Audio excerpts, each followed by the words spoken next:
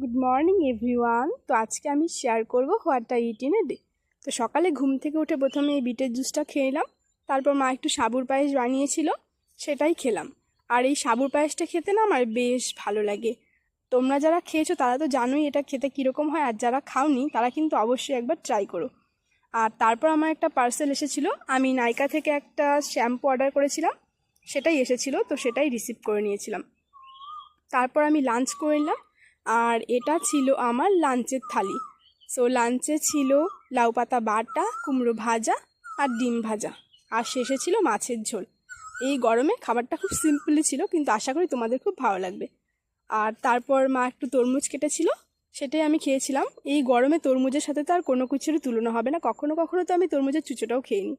আর তারপর সন্ধ্যেবেলা একটু মোমো বানানোর জন্য এটা ট্রাই করেছিলাম, কিন্তু ঠিকঠাকভাবে হয়নি আর কি। যাই হোক, তো that's it for today.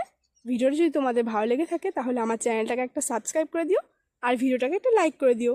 Tata, by.